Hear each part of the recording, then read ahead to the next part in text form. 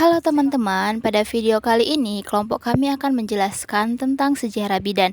Sebelum teman-teman mengetahui sejarahnya, ada baiknya kita mengetahui apa sih definisi dari bidan itu. Bidan adalah tenaga profesional yang memberikan layanan kesehatan kepada perempuan, bayi, dan keluarga, terutama selama masa kehamilan, persalinan, dan nifas. Sekarang teman-teman udah tahu kan apa definisi dari bidan itu? Sekarang kita akan membahas sejarah bidan. Hari Bidan Sedunia atau International Day of the Midwife jatuh pada tanggal 5 Mei.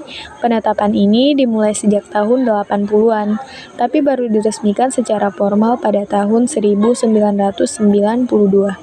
Melansir International Midwives, sejarah praktik kebidanan sudah ada sejak era Paleolitik atau tahun 40.000 sebelum Masehi, yang dimana pada masa itu kehamilan dan persalinan sangat menantang dan mengandung jiwa perempuan. Itulah kenapa perempuan pada masa itu menghidupi dirinya sendiri selama kelahirannya, berdasarkan pengetahuan dan keterampilan yang mereka pelajari dari mengamati mamalia lain. Budaya asli di seluruh dunia mempraktikkan berbagai tradisi seputar kelahiran. Banyak diantaranya bersifat spiritual dan berakar pada alam serta pengobatan tradisional. Lalu dari 3500 sebelum Masehi hingga 300 sebelum Masehi, era Mesir dan Yunani Romawi melihat kemajuan besar dalam pengembangan dan kebidanan sebagai profesi berbayar yang otonom, ilmiah, dan dihormati. Tapi pada akhir tahun 300 sebelum Masehi, sikap sosial tentang bidan perempuan berubah. Profesi ini menjadi di bawah hierarki kedokteran yang diawasi pria. Di Eropa dan Mediterania, era Alkitab 2200 sebelum Masehi sampai 1700 sebelum Masehi melihat pemberdayaan perempuan berperan besar dalam membangun profesionalisme kebidanan. Namun, dengan kedatangan abad pertengahan 1000 sampai 1250 Masehi, bidan atau tabib perempuan dianggap bidat atau penyihir. Mereka akan digantung atau dibakar sampai mati. Di Tiongkok, bidan perempuan mempraktikkan kebidanan melalui pengobatan tradisional selama ribuan tahun. Mereka buta huruf dan sebagian besar praktek ini terbatas dalam komunitas kecil dan dilakukan di rumah. Praktik ini tetap sama hingga abad ke-13, ketika praktik medis pria mulai memformalkan dan mengontrol kedokteran dan kebidanan. Sedangkan di Thailand maupun Chile, praktik kebidanan telah ada berabad-abad pada awalnya dan secara historis. Praktik ini merupakan layanan yang diperuntukkan bagi orang miskin dan kurang mampu. Kemudian di Afrika, bidan tradisional menjadi bagian integral dari pengobatan selama berabad-abad.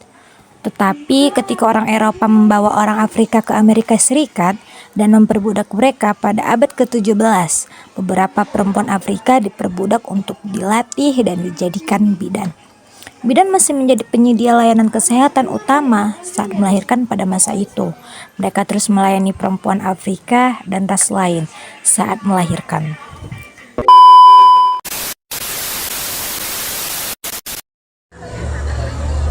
Sejarah bidan di Indonesia. Pendidikan bidan pertama kali dibuka di Batavia oleh dokter militer Belanda, yaitu Dr. Willem Bosch tahun 1851. Tetapi karena kekurangan peserta didik, program ini tidak berlangsung lama. Lalu pada tahun 1902, Rumah Sakit Militer di Batavia kembali membuka pendidikan bidan bagi para perempuan pribumi. Hal ini karena pendidikan bidan adalah sebuah program positif yang akan berpengaruh dalam perjalanan dunia kebidanan di Indonesia. Lalu, pada tahun 1904, pendidikan bidan resmi dibuka di Makassar. Lulusan dari Batavia harus bersedia ditempatkan di mana saja berdasarkan daerah yang membutuhkan. Mereka harus menolong masyarakat bahkan secara cuma-cuma. Adanya pendidikan bidan ini pada masa itu mendorong berbagai rumah sakit untuk meningkatkan kualitas tenaga kerjanya. Kemudian tahun 1911, pendidikan tenaga keperawatan dimulai di RSUP Semarang dan Batavia. Awalnya rumah sakit itu hanya menerima peserta didik pria saja, tapi 3 tahun setelahnya mulai menerima peserta didik perempuan dengan masa pendidikan selama 4 tahun.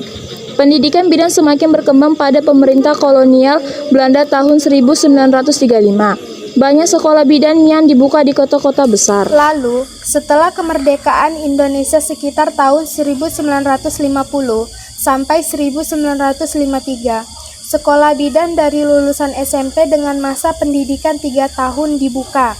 Sejak masa itu, mulai banyak tenaga kesehatan yang dibutuhkan untuk persalinan. Jadi, pendidikan pembantu bidan pun dibuka sampai sekitar tahun 1976. Pendidikan pembantu bidan ini disebut dengan penjenang kesehatan E, yang merupakan lulusan SMP dengan tambahan 2 tahun pendidikan kebidanan dasar. Pendidikan kebidanan di Indonesia pun terus mengalami perkembangan yang signifikan, hingga pada akhirnya tanggal 24 Juni 1951, Konferensi Bidan pertama Indonesia berhasil diselenggarakan bersama IBI atau Ikatan Bidan Indonesia. Adanya IBI menunjukkan bahwa tenaga bidan sangat krusial di Indonesia. Dengan perkembangan ilmu pengetahuan dan teknologi saat ini, diharapkan bisa menunjang pemerataan bidan di seluruh pelosok Indonesia.